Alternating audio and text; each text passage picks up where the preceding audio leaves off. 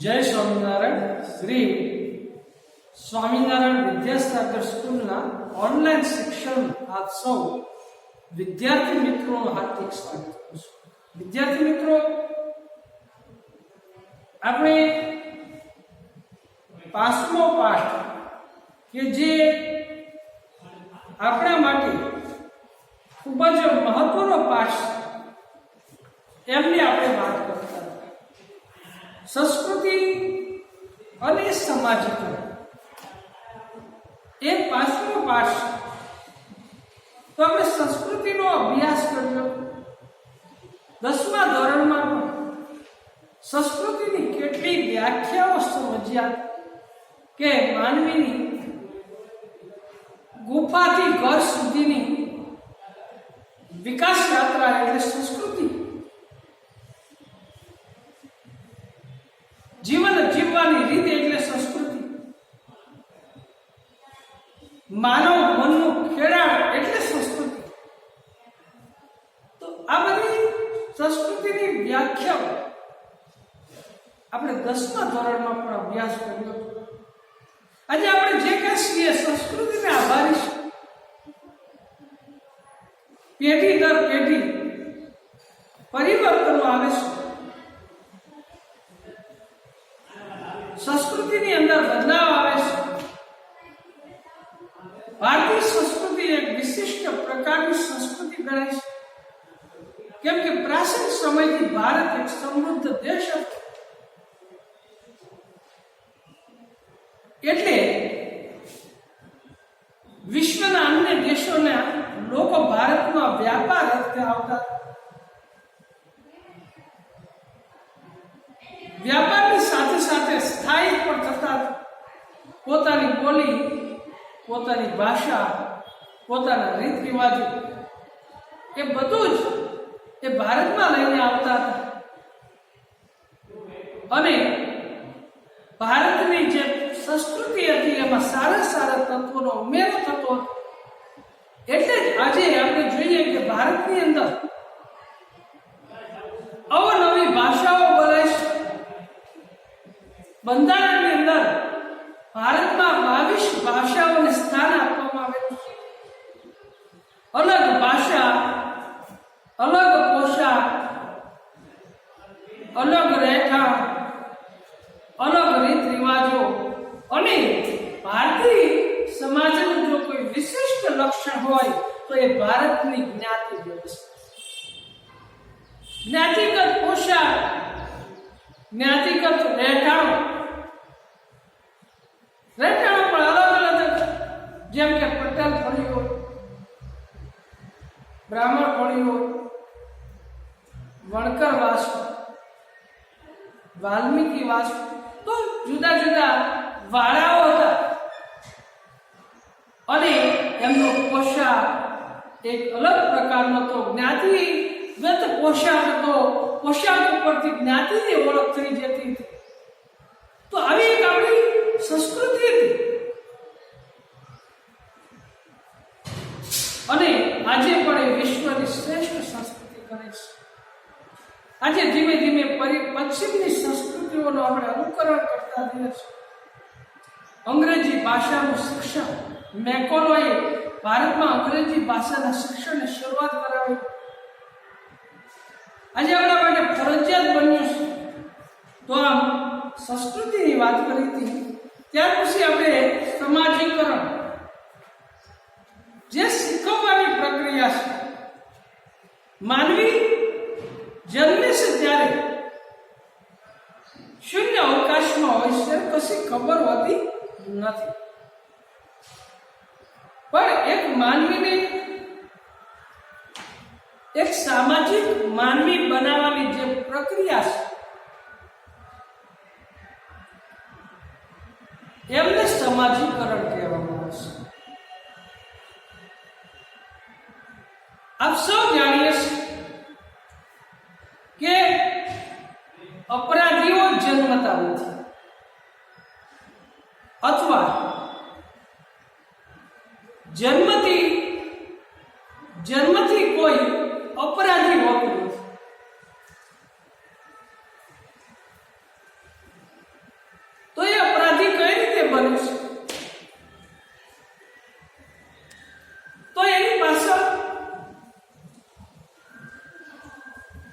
ખામી ભર્યું સમાજીકરણ જવાબદાર છે. વ્યક્તિનું જ્યારે સમાજીકરણ ખામી ભર્યું થાય છે ત્યારે વ્યક્તિ અપરાધી બને છે. તો એના માટે સમાજીકરણ એટલે કે એક જૈવિક બાળકમાંથી એક સામાજિક વ્યક્તિ બનાવવાની જવાબદારી જેના ઉપર રહેલી છે એવી સંસ્થાઓ, સમાજીકરણના વાહકો, કુટુંબ, મિત્ર જૂથ, શાળા, સંચાર માધ્યમ,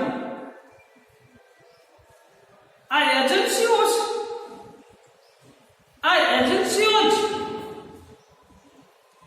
એક જૈવિક બાળકમાંથી એક સામાજિક વ્યક્તિ બનાવવાનું કામ કરે છે. તો આજે આપણે એમની વાત કરવાની છે. તો સામાજિકીકરણનો અર્થ જોઈએ આપણે. સામાજિકીકરણ એક પ્રક્રિયા છે. આ પ્રક્રિયા વ્યક્તિના સમગ્ર જીવનકાળ સુધી સતત શાંતિ રહેશે. સરળ શબ્દમાં કહીએ તો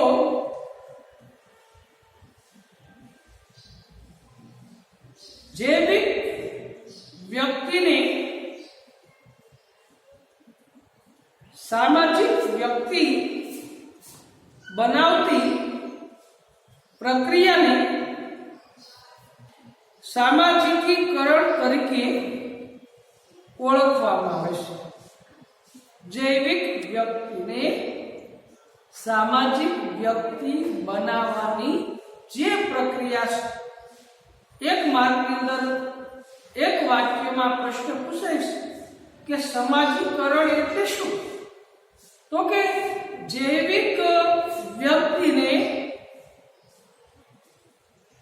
સામાજિક વ્યક્તિ બનાવવાની જે પ્રક્રિયા છે એને સમાજીકરણ કહેવામાં આવે છે.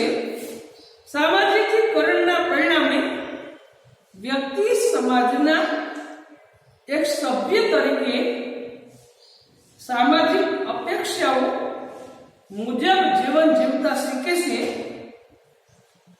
સામાજિકીકરણ બાળકને સમાજના ધોરણો એટલે કે નિયમો, મૂલ્યો, શિક્ષકોને માન આપવું, માતા પિતાને માન આપવું, પગે લાગવું, એ આપણા સમાજનું મૂલ્ય છે. લાગણીઓ, બીજાના દુઃખે દુઃખી થવું એ લાગણી છે. મદદ કરવી, ભૂમિકાઓ અને વર્તન પદ્ધતિ શીખવતી એક પ્રક્રિયા છે.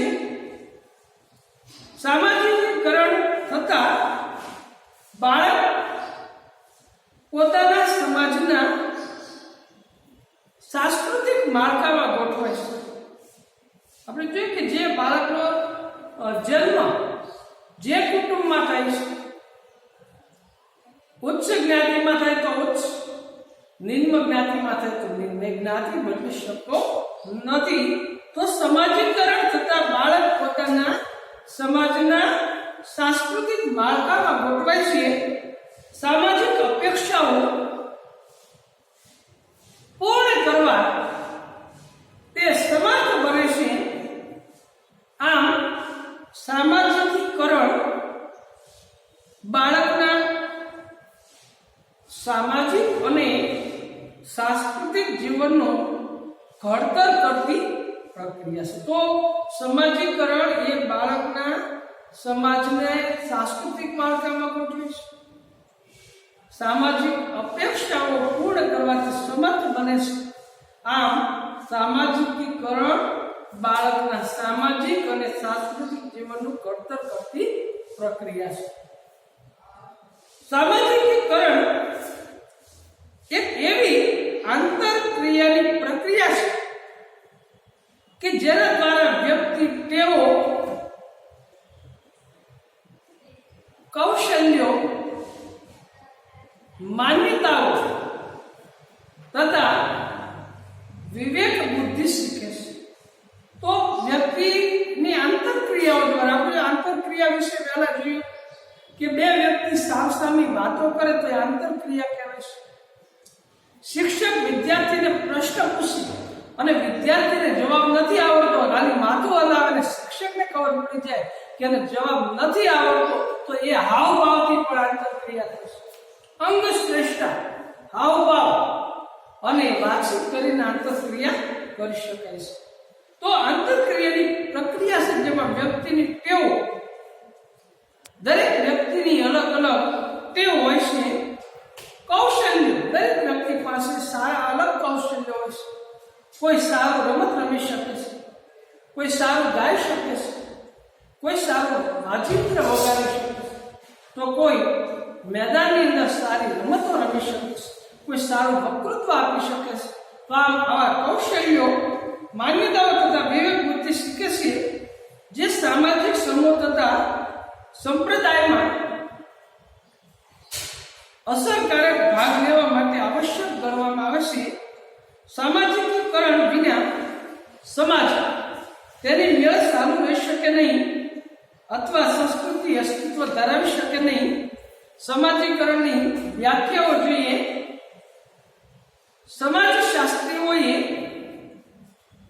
સામાજિકીકરણની નીચે પ્રમાણે વ્યાખ્યાઓ આપી છે. તો કિંગ્સલે ડેવિસે જે વ્યાખ્યા આપી જોઈએ, નવા જન્મેલા બાળકનું સામાજિક વ્યક્તિ તરીકે ઘડતર કરવાની પ્રક્રિયાને સામાજિકીકરણ કહેવાય છે. તો નવા જન્મેલા એટલે કે જે બાળક જન્મે છે એનું એક સામાજિક વ્યક્તિ તરીકે જે ઘડતર કરવામાં આવે છે, તો આ ઘડતર કરવાની પ્રક્રિયાને સામાજિકીકરણ કહેવામાં આવે છે. વોર્ટન અને હન્ટ એ જણાવે છે કે સામાજિકીકરણ એક એવી આંતરક્રિયાની પ્રક્રિયા છે કે જેના દ્વારા વ્યક્તિ પોતાના સમૂહના ધોરણો પોતાના જીવનમાં ઉતારે છે.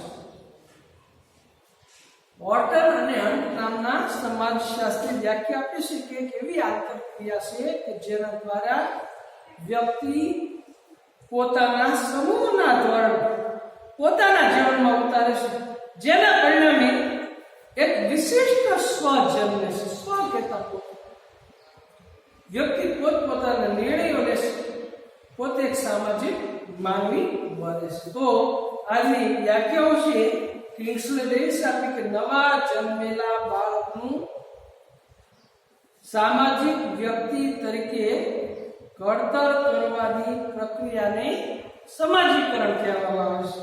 જ્યારે વોર્ટન અને હન્ટે વ્યાખ્યા આપી કે સામાજિકીકરણ એક એવી પ્રક્રિયાની આંતરક્રિયા છે કે જેના દ્વારા વ્યક્તિ પોતાના સમૂહના ધોરણો પોતાના જીવનમાં ઉતારે છે, જેના પરિણામે એક વિશિષ્ટ સ્વ જન્મે છે. સામાજિકીકરણના વાહક એજન્સીઓ, તો તેમના વાહકોમાં કુટુંબ, મિત્ર જૂથ, શાળા અને સમૂહ માધ્યમો અથવા માસ મીડિયા. તો વિદ્યાર્થી મિત્રો, સમાજીકરણમાં કુટુંબ એ મહત્વની ભૂમિકા ભજવે છે, કેમ કે બાળકનો જન્મ કુટુંબની અંદર થાય છે. બાળક ઉપર કુટુંબની ઘેરી અસર હોય છે. તો બાળક જ્યારે જન્મ ધારણ કરે છે એ સમય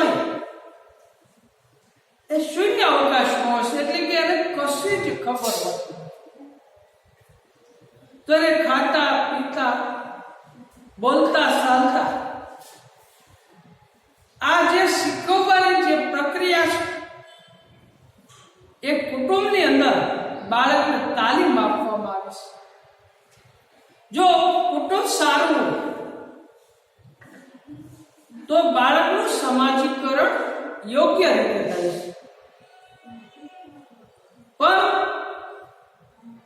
કુટુંબમાં જો નૈતિકતા ન હોય, પ્રામાણિકતા ન હોય તો એ બાળકમાં નૈતિકતા અને પ્રામાણિકતા ની અપેક્ષા આપણે રાખી શકાય નથી. એટલા માટે જ કુટુંબની ઘેરી અસર બાળકો ઉપર હોય છે. અને બાળકોને કયા રસ્તા ઉપર લઈ જવા, જે ધોરણોનો ભંગ ન કરે, નિયમોનું પાલન કરે, આ તમામ બાબત શીખવવાની જવાબદારી કુટુંબના દરેક સભ્યોની હોય છે. એમણે બાળકને અપરાધી બનતું અટકાવવાનું હોય છે. આજે આપણે જોઈએ કે સંયુક્ત કુટુંબો તૂટ્યા અને વિભક્ત કુટુંબ અસ્તિત્વમાં આવ્યું. એટલા માટે બાળકોનું યોગ્ય રીતે સમાજીકરણ થતું ન હોવાથી સમાજમાં અપરાધીઓની સંખ્યા વધતી જાય છે. અને અંતે વ્યક્તિને કાયદાકીય રીતે જેલોમાં રહેવું પડે છે. તો આજે જેલો પણ ભરેલી છે એનું કારણ આ કુટુંબ વ્યવસ્થામાં જે સંયુક્ત કુટુંબને બદલે વિભક્ત કુટુંબ અસ્તિત્વમાં આવ્યો. એટલે જે દાદા દાદી એ બાળકનો ઉછેર કરતું એમની જગ્યાએ કોઈ રાખવા વાળા વ્યક્તિ અથવા પ્લે હાઉસમાં જે બાળકનો ઉછેર થાય છે એને કારણે બાળકમાં જે મૂલ્યો વિકસવા જોઈએ, જે નૈતિકતા, જે પ્રામાણિકતા હોવી જોઈએ એ જોવા મળતું નથી. એટલે સમાજમાં અપરાધીઓની સંખ્યા વધતી જશે. તેમ છતાં આજે કુટુંબ છે એ ખૂબ જ મહત્વની ભૂમિકા ભજવે. તો વિદ્યાર્થી મિત્રો, સામાજિકીકરણના જે વાહકો છે, એજન્સીઓ છે, એમાં કુટુંબ સંસ્થા, મિત્ર જૂથ, શાળા, સમૂહ માધ્યમો